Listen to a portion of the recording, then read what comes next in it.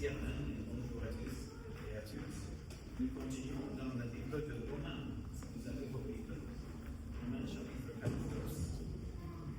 Et nous allons regarder les forts et les faibles aujourd'hui, selon ce que la parole de Dieu nous dit, l'importance de l'unité dans les questions qui sont secondaires, mais c'est très important d'arriver à cette conclusion et bien sûr les attitudes qu'il faut envers ceux qui tiennent des positions qui sont différentes de nôtres. Et comme je vous ai dit la semaine passée, c'est comme chaque fois qu'on ouvre la parole de Dieu, je vois que wow, c'est un texte tellement important, pas seulement pour notre Église, mais pour les Églises chrétiennes en général. C'est un texte essentiel à comprendre. Sinon, on peut imaginer les divisions qui seront là. Je vais lire le texte et après, on va prier et regarder ceci ensemble. Romains 14. Accueillez ceux qui est faible dans la foi et ne discutez pas les opinions. Alors, c'est les opinions autour de quoi exactement? Il dit, verset 2, tel croit pouvoir manger de tout.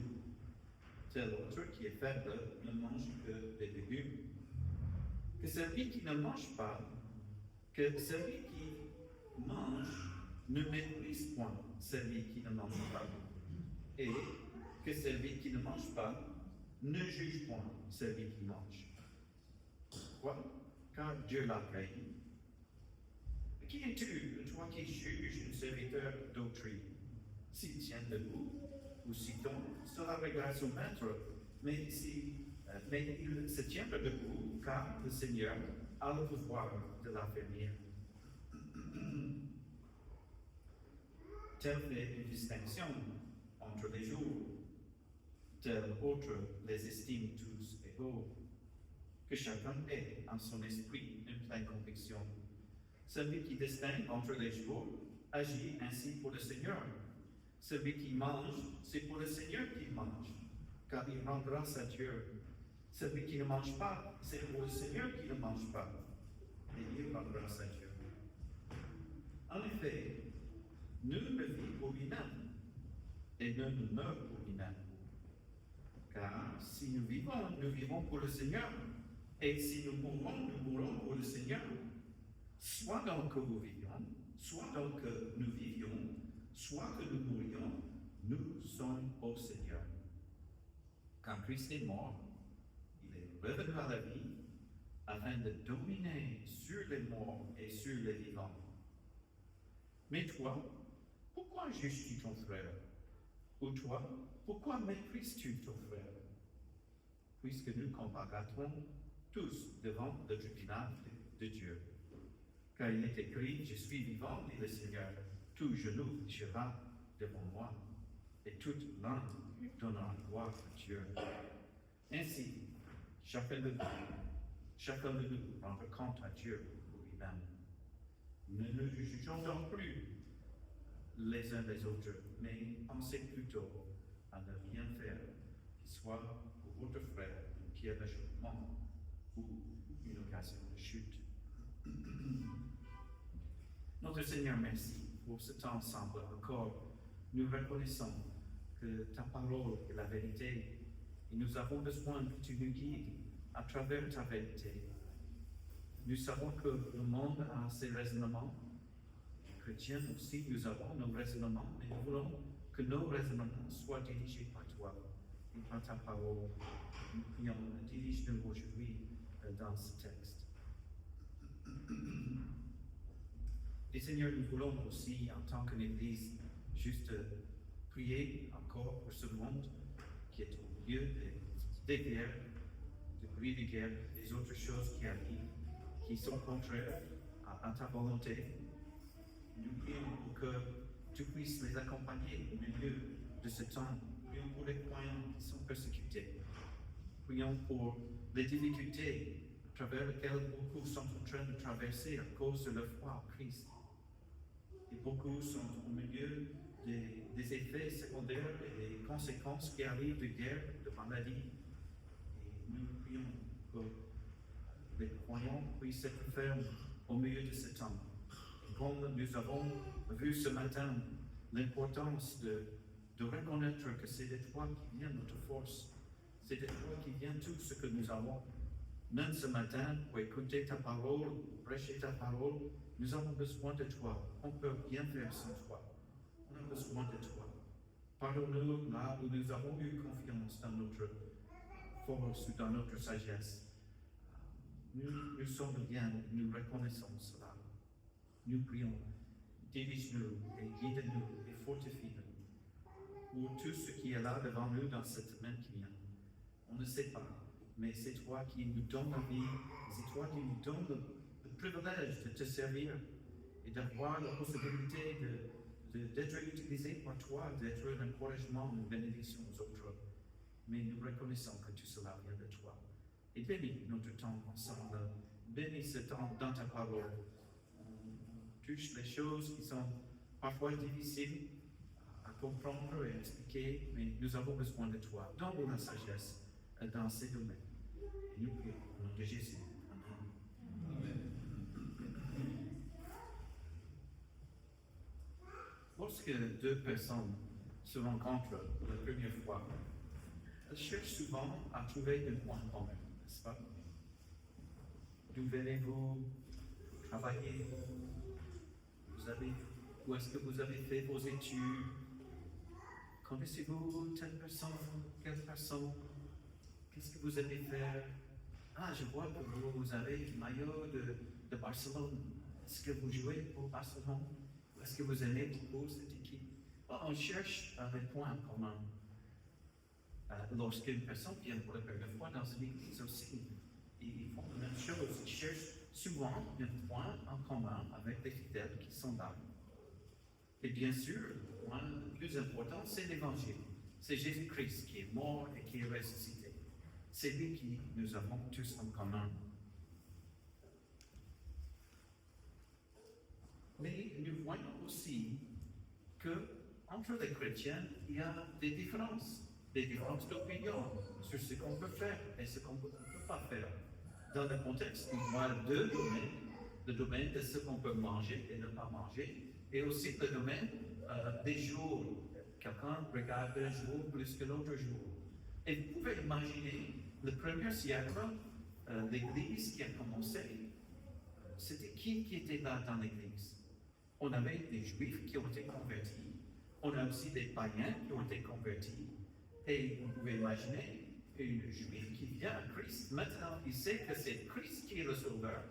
Il sait que les lois qu'il a suivies dans le passé, c'est n'a rien faire avec son salut. Ce qui est essentiel maintenant, c'est sa foi en Christ. Et il a une autre loi qui gouverne, c'est la loi de Christ. C'est l'amour qui lui dirige. Mais il a quand même, dans ses pensées, toutes ces lois concernant ce qu'il faut manger et ne pas manger. Depuis longtemps, il n'a pas mangé du porc. Depuis longtemps, il avait fait certaines choses. Et il a cet arrière-plan dans son cœur et dans son attitude. Et maintenant, il voit un croyant en train de faire quelque chose pour lui qui est difficile à comprendre. Par exemple, les jours qui sont là, les Juifs considèrent le sabbat essentiel. Et on voit aussi les autres fêtes qui étaient là, ils vont continuer à célébrer certaines choses. Il était juif d'origine, de nationalité, il va continuer à faire cela, mais les païens, ils ne regardent pas l'importance peut-être comme les autres regardent cela. Alors, dans une église, vous avez tous des différentes opinions de ce qu'il faut manger. Il y a certains qui sont véganes. Il y a d'autres qui disent qu'il ne faut pas manger de sucre. Pas du tout. C'est presque un péché si vous mangez de sucre. Alors ça, c'est leur opinion. Et c'est leur idée qui vient dans leur cœur. À cause d'un arrière-plan, à cause de ce qui est arrivé dans la vie, ils ont une opinion forte sur cette chose. Et puis ça arrive. Nous avons tous des différentes opinions. Mais que faut-il faire? Que faut-il faire quand quelqu'un avance quelque chose que vous n'acceptez pas? Et quand quelqu'un ne fait pas quelque chose que vous croyez qu'il faut faire? Voilà le texte ici. Ce n'est pas le seul endroit dans la Bible où nous avons les indications. 1 Corinthiens aussi parle de ce domaine. On a aussi Colossiens qui a parlé de ce domaine. Par exemple, dans les jours qu'il faut y avait à cette époque à Colosse, certains qui regardaient certains jours essentiels à célébrer. Et même, vous avez tous peut-être une différente opinion sur ce qu'on peut faire un dimanche et ne pas faire pendant le dimanche. Encore, l'arrière-plan est important.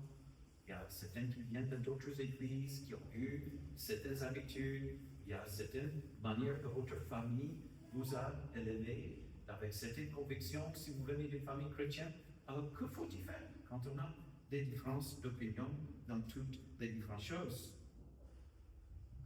Différentes églises, différents âges, différents intérêts, et pourtant on a tous Christ ensemble.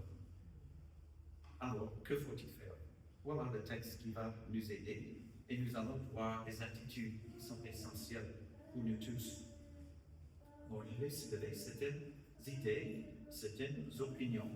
Mon but, ce n'est pas que vous suivez mes opinions et mes convictions, mais c'est que vous avez des principes qui vont vous aider dans les différences qui arrivent dans la vie. Je vais essayer de soulever certaines choses. Peut-être que vous avez deviné, ça c'est ce que le pasteur pense.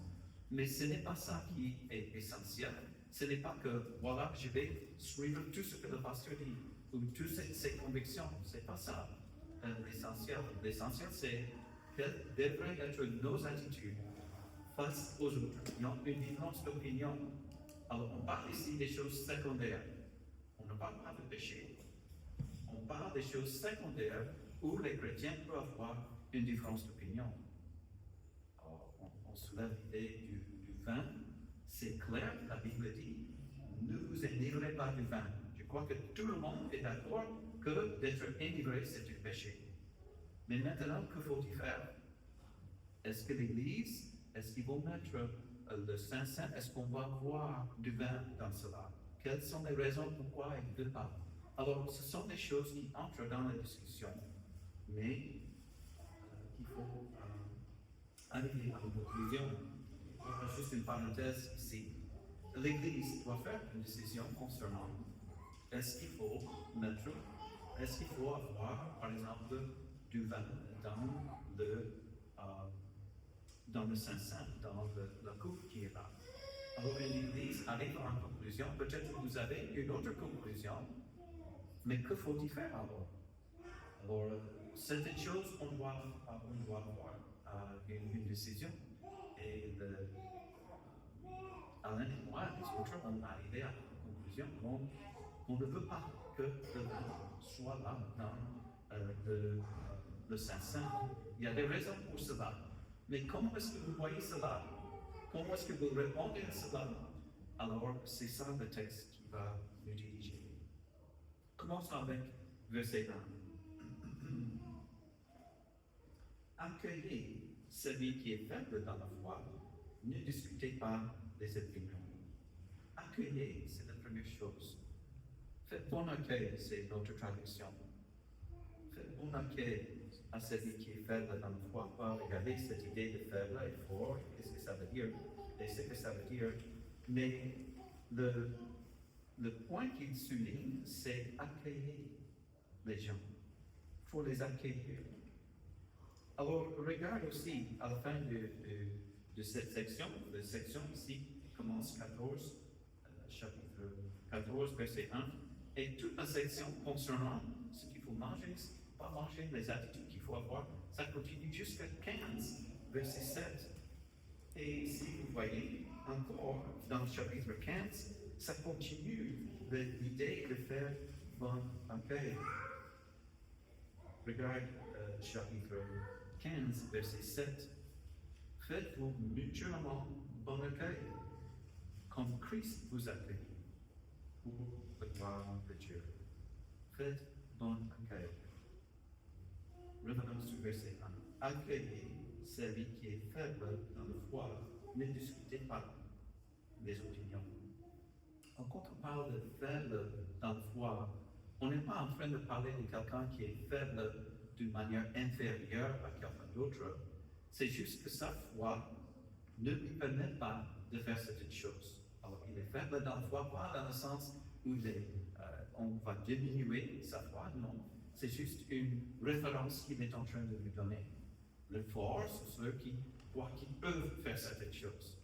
Alors, il n'est pas regardé comme Dieu, voilà, il est plus fort et l'autre est plus faible. Non, c'est juste une barème, c'est un standard qui était là fort et faible. Ça n'a rien à faire avec si c'est bien ou non. Mais il faut catégoriser les gens et il est en train de dire, ok, tel pouvoir manger de tout, tel quoi pouvoir manger de tout. Alors est-ce qu'il est fort ou est-ce qu'il est faible? Il croit qu'il peut manger tout. Voilà, on est en train de parler de celui qui est le fort. Et je vais juste mettre le texte aussi.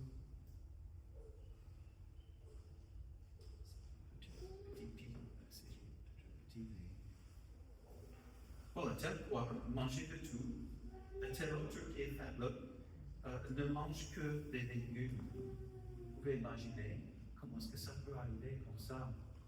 Alors, dans le contexte du 1er siècle, il y avait des viandes qui étaient vendues au marché et ces viandes ont été sacrifiées aux idoles. Il y avait certains gens qui ont dit, écoute, si c'était à sacrifier à un idole, je ne peux pas participer avec cela. Et ils disent que, pour être sûr, je vais juste manger que des légumes. Alors, il a une foi qui est là. Que faut-il faire? Celui qui peut manger tout. Plusieurs écritures dans la Bible qui parlent de manger tout, n'est-ce pas? Il n'y a rien que Dieu a créé qui, on va dire, on ne peut pas manger cela parce que Dieu a donné des principes, même à travers Pierre, même à travers ce que le Seigneur Jésus a dit. Il a dit, ce n'est pas ce qui suit l'homme, ce qui entre dans la bouche de l'homme, mais ce qui suit l'homme, c'est ce qui sort du cœur. Mais on a des gens qui ont des convictions, que faut-il faire alors? Voilà le principe, verset 3, que celui qui mange, que faut-il faire? Ne méprise point celui qui ne mange pas. Ça, c'est la première chose. Mépriser quelqu'un. Alors, si vous croyez que vous pouvez faire ça avec quelqu'un, ne faites pas cela. Le tendance, c'est juste de mépriser celui qui est là. Ah, moi, il ne fait pas ça. Il est petit. Il ne comprend pas. Ok, peut-être il ne comprend pas. Peut-être il ne comprend pas encore les Écritures qui sont là, qui lui permettent de manger cela. Mais que faut-il faire? On n'est pas en train de mépriser. On prie, on aide la personne à comprendre, peut-être avec le temps, mais on est miséricordieux, on est gracieux, on est là en train de ne pas mépriser. Ça, c'est le côté du fort. Mais celui qui est faible, que faut-il faire? Que celui qui ne mange pas ne juge pas celui qui mange. Voilà, ça c'est l'autre tendance. On peut mépriser, mais l'autre côté, il peut juger. Il dit, mais il est en train de faire le péché. On est en train de juger lui, parce qu'il a fait cela. Et voilà, ça c'est l'attitude qu'il faut avoir non plus, de juger quelqu'un en train de croire qu'il peut faire cela. Donc, bien sûr, on parle dans le domaine des choses secondaires, les choses que le texte n'est pas très clair ou que ça ouvre la porte pour avoir deux opinions. Alors, que faut-il faire? Ne méprise pas, ne juge pas. Et la raison pour laquelle on fait cela, fin du verset 3, car Dieu lui a fait bon accueil. Dieu lui a fait bon accueil. Il faut penser à notre relation, comment Dieu a accepté nous tous dans le corps de Christ. Dieu a fait bon accueil à nous tous. On était des pécheurs, on méritait le jugement. Mais Jésus-Christ est venu, il nous a sauvés, bien en tant que pécheurs. Christ est mort pour nous. Alors Dieu a fait bon accueil pour nous. On doit avoir cette attitude envers les autres. Est-ce que vous avez cette attitude de bon accueil, même avec quelqu'un qui n'a pas les mêmes convictions que vous? Bon accueil, c'est essentiel. qu'est-ce qui arrive? Dans certaines églises, certaines personnes, ils ont une forte opinion sur quelque chose, et comme la personne qui vient n'a pas cette même conviction, ils commencent à séparer cette personne, à ne pas parler avec cette personne, juste dans une manière qu'il parle et dans une manière qu'il gère la vie, il est en train de juste écarter celui-là. Et on voit ça. Malheureusement, les églises sont divisées autour d'une chose comme ce qu'il faut porter et ne pas porter, ce qu'il faut faire et ne pas faire avec les choses. En Inde, j'ai une grande amie qui est pasteur en Inde, et la première fois, il m'a invité en tant qu'étudiant en théologie, venez voir avec moi le ministère qui était là en Inde. J'ai eu l'occasion de visiter plusieurs églises, et ce qu'il a dit, écoute, vous allez voir que les femmes ne portent pas aucun bijou. Les bijoux sont, c'est pas là. C'était des habitudes qui étaient là dans l'église à cause d'un arrière-plan, à cause des raisons. Alors, c'était ça qui était là dans les églises. Et si quelqu'un portait des bijoux, on l'a confronté pour dire qu'on ne fait pas ça ici. Alors, c'était ça, leur arrière-plan, de manière que les chrétiens ont enseigné et qui ont donné des enseignements. C'est ça la conclusion qu'ils ont eue. Et vous pouvez imaginer d'autres choses qui peuvent arriver, qui peuvent diviser. Mais l'attitude, et la première attitude qu'on voit, c'est accueil. Dieu, lui, a fait pour accueil. Deuxième raison, on peut continuer dans verset 4. Qui es-tu, toi qui juges un serviteur d'autrui? Alors, on est en train de penser à quelqu'un qui est faible dans un domaine et il est en train de juger quelqu'un qui fait quelque chose. Et maintenant, il est adressé. Vous pouvez imaginer, même dans vos pensées maintenant, une pratique, quelque chose où vous jugez quelqu'un. Alors, quelle attitude faut-il? Il dit, premièrement, qui es-tu, toi qui juges un serviteur d'autrui? Serviteur, c'était comme un économe, c'était un mot qui est utilisé, ce n'est pas le même mot pour esclave, mais c'est quelqu'un qui suit une autre personne, il est sous son autorité. Il est en train de dire, mais tu es en train de juger quelqu'un, et ce n'est pas toi qui dois déterminer ce qu'il fait, mais il y a un autre qui va déterminer. Il a un autre maître. Qui est ce maître? Alors il dit, s'il tient debout ou s'il tombe, ça regarde son maître. Ce n'est pas toi, c'est son maître. Et qui est son maître? Mais s'il tient debout, le Seigneur a le pouvoir de le soutenir. L'idée, c'est que le Seigneur est le roi qui détermine et qui va aider quelqu'un. S'il a pris une position qui n'est pas bonne, alors on prie pour cette personne et on reconnaît que c'est Dieu qui est le maître de cette vie, de cette rivière. Ce n'est pas à toi de venir et de dire que toi, tu es le maître de ses convictions. C'est toi qui vas déterminer ce qu'il peut faire et ne pas faire. Non, il n'y a pas personne qui peut faire cela. On doit dire que c'est Dieu qui gouverne cela. C'est Dieu qui est le maître. Et c'est ça encore l'attitude qui est là. L'attitude de reconnaissance que chacun de nous, nous avons un maître. Chacun de nous, nous avons quelqu'un qui nous dirige. Je ne suis pas responsable pour vous, sauf si vous êtes en train de faire quelque chose qui peut être un scandale à quelqu'un, ou sauf que vous êtes en train de faire quelque chose qui peut vous égarer de Dieu. Bien sûr, viens, essayez-vous. Mais, enfin, une conviction que vous avez, que moi je n'ai pas. Peut-être c'est un problème de connaissance de la parole, mais enfin, je prie et je dis, il a un maître. C'est toi, Seigneur, tu vas lui diriger. Je crois que c'est important dans ce domaine d'avoir cet esprit d'être envers les autres qui n'ont pas la même opinion. Vous allez voir cela. vous allez voir des gens qui vont s'habiller différemment de vous. Quelle attitude est-ce que vous allez avoir? Voilà, c'est les attitudes qui sont essentielles ici. Faire bon accueil et confiance dans le Seigneur qui va aider quelqu'un à grandir dans la foi, qui va aider quelqu'un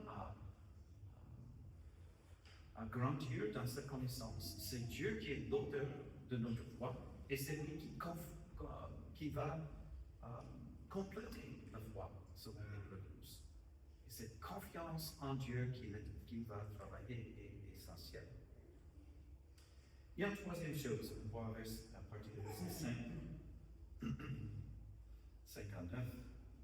Tu fait une distinction entre les jours. Voilà un autre domaine, pas seulement ce qu'il faut manger et ne pas manger, mais aussi dans les jours. Encore, qu'est-ce qu'il dit?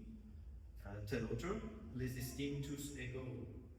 Que chacun ait un esprit en pleine conviction. Okay. Voilà une autre attitude qu'il faut avoir. Et ça, c'était d'être complètement convaincu de ce que vous faites. Et voilà, chacun doit être convaincu. C'est-à-dire, il faut investiguer, il faut prendre le temps de regarder les Écritures, de voir les deux côtés. Il y a quelqu'un qui ne pense pas qu'il faut faire cela, mais pourquoi est-ce qu'il fait cela? Quelle est la raison derrière ce qu'il fait? Peut-être qu'il est grandi dans une famille où, par exemple, le père était immigrant. Et il connaissait bien que la famille a une tendance à être ceux qui sont des immigrants, ceux qui boivent beaucoup de vin. Et maintenant, il arrive en conclusion, je ne vais jamais boire. C'est une conclusion qu'il est arrivé. Et il avait ces choses dans ses pensées. Il me semble bizarre pour vous, mais il y a des gens qui pensent qu'il ne faut pas jouer avec les cartes. Les cartes, je ne sais pas, jeu de cartes. Et on voit en arrière, si vous posez la question pourquoi, souvent c'était à cause de quelqu'un qui a perdu tout l'argent de la famille à cause des jeux au hasard. Et maintenant, ils arrivent que non, je ne peux pas même que mes enfants touchent cela, parce que ça peut les hommes. Vous voyez le raisonnement que je suis en train de faire? C'est de penser à ce qui est là, d'être gracieux, faire bon accueil, et confiance que le Seigneur va faire cela. Mais soyez convaincus complètement de votre position et essayez de deviner pourquoi quelqu'un arrive à leur position. Notre orientation de notre vie est essentielle. Et à partir de verset 6, on voit ceci aussi. Celui qui se préoccupe des jours se préoccupe pour le Seigneur. Ok? Alors, si quelqu'un a une conviction que je ne joue pas au foot les dimanches, je ne fais pas des choses comme ça, alors il fait cela pourquoi? Pas parce que l'Église a dit non, ou pas parce que son père a dit non, mais il arrive en conclusion lui-même que c'est ce qu'il faut faire. Une autre personne qui parle, fait le jogging, il fait le sport le dimanche, il arrive aussi à cette conclusion. Besoin de repos, voilà, il y a toutes sortes de raisons, mais que chacun soit convaincu. Et c'est là où beaucoup de problèmes peuvent s'arrêter si, tout simplement, que vous êtes convaincu des Écritures et que vous voyez que les autres personnes peuvent aussi être convaincues par les Écritures pour ce qu'ils disent. Celui qui se préoccupe des jours s'en préoccupe pour le Seigneur. Et notez combien de fois on voit le Seigneur dans ce texte ici. Le mot Seigneur. Celui qui mange, c'est pour le Seigneur qu'il mange, car il rend grâce à Dieu. Celui qui ne mange pas, c'est pour le Seigneur qui ne mange pas. Il rend aussi grâce à Dieu. Petite parenthèse, peut-être vous posez la question, pourquoi les chrétiens prient? Voilà un exemple ici, il rend grâce à Dieu pour ce qu'ils mangent. Et c'est pas seule fois, on voit plusieurs fois dans les Écritures le fait qu'on peut rendre grâce pour ce que Dieu nous donne. Si vous pouvez rendre grâce à Dieu pour manger quelque chose, voilà, c'est pour le Seigneur que vous êtes en train de faire cela et vous démontrez cela en disant Seigneur, merci pour ce soir. Voilà, et ça continue. En effet, nul ne vit pour lui-même. Nul ne meurt pour lui-même. Est-ce que vous connaissez ce verset? Est-ce que vous voyez l'importance de ce verset? Que vous ne vivez pas pour soi-même, mais vous vivez pour le Seigneur. Si vous avez simplement ce pensée-là, ça peut transformer votre vie. Parce qu'il y a beaucoup de gens qui font quoi? Ils font ce qu'ils font parce que c'est les parents qui ont fait cela. C'est parce que l'Église a dit de faire cela. On a une orientation qui est sur les autres. C'est important de penser aux autres, parce qu'on va voir dans la prochaine section, prochainement, de ne pas mettre un scandale à quelqu'un. Ça, c'est une chose qui est très grave. Mais l'orientation de notre vie, c'est autour de Dieu. Je fais ce que je fais parce que c'est Dieu qui est au centre. Je fais ça pour lui. Alors ça peut changer complètement tout ce que vous faites. 2 Corinthiens 10, 31, est-ce que quelqu'un se souvient de ce verset? Soit donc que vous mangez, soit que vous buviez, soit que vous fassiez quelque autre chose, faites tout pour la gloire de Dieu. Ça indique que vous pouvez manger pour la gloire de Dieu. Vous pouvez boire pour la gloire de Dieu. Et ce sont des choses banales, ce sont des choses de nombre de chaque jour. Vous pouvez glorifier Dieu dans tout ce que vous faites. Encore une parenthèse. Il y a des gens parfois qui louent un pasteur, un missionnaire, et ils disent que voilà, vous avez sacrifié votre vie, allez en Afrique, vous avez fait ceci, vous avez fait cela. Oh, il y aura des grandes récompenses au ciel pour avoir fait cela. Alors, il y a quelque chose qui n'est pas vrai dans ce qu'il est en train de dire. C'est l'attitude qui dit que quelqu'un dans le service du Seigneur sera plus récompensé que quelqu'un qui est simplement fidèle avec ce qu'ils font chaque jour. Dieu regarde ça. Une maman qui est à la maison, qui fidèlement est en train de nourrir les enfants, de les encadrer, de les diriger vers Jésus-Christ, fidèlement en train de servir, de prier, de faire tout. Alors, cette personne, fidèlement, d'agir, sera aussi récompensée que la personne qui est missionnaire, et même plus, parce que parfois on a des gens qui sont dans le pastorat et dans le ministère, ils ne sont pas fidèles. Alors, cette image et cette idée que Dieu nous regarde, il va nous récompenser, et on va arriver là, même à la fin de ce texte. Ne vit pour lui-même. Ne vit pour lui-même.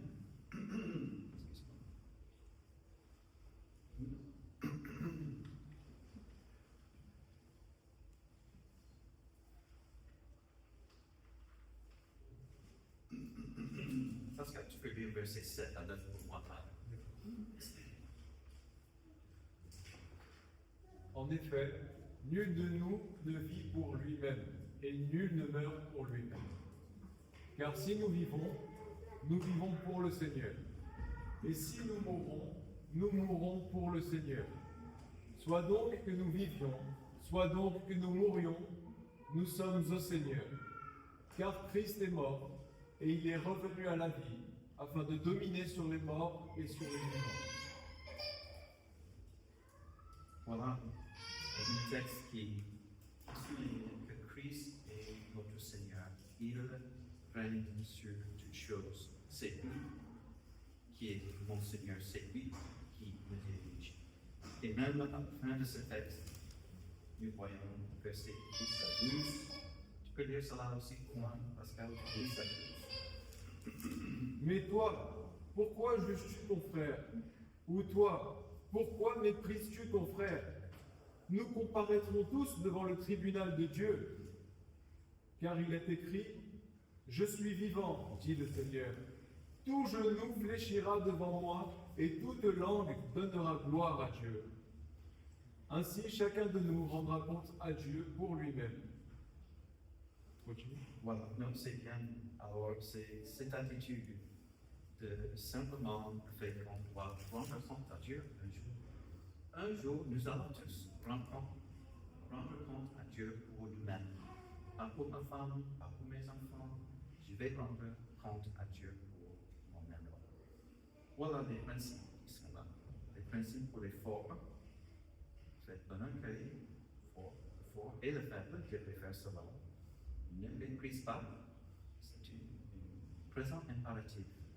Ne soyez pas en train de toujours mépriser ceux qui sont là. De traiter quelqu'un comme rien à cause de ce qu'ils font. Les faibles, voilà, ne juge pas. Encore une présent impératif. Soyez toujours en train de juger quelqu'un qui est là. Pourquoi? Dieu lui fait bon travail.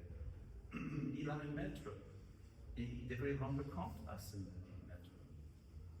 Mais les deux, ensemble, soyez complètement convaincus. Et c'est pour le Seigneur. Nous sommes au Seigneur. C'est pour lui. Et nous devons rendre compte un jour au Seigneur. Dans les jours qui viennent, on va continuer durant ce texte qui termine en chapitre 15. Il y a d'autres éléments qui montrent que le Seigneur nous aide à comprendre les attitudes qu'il faut dans tout cela. Mais je demande à Pascal si tu veux prier.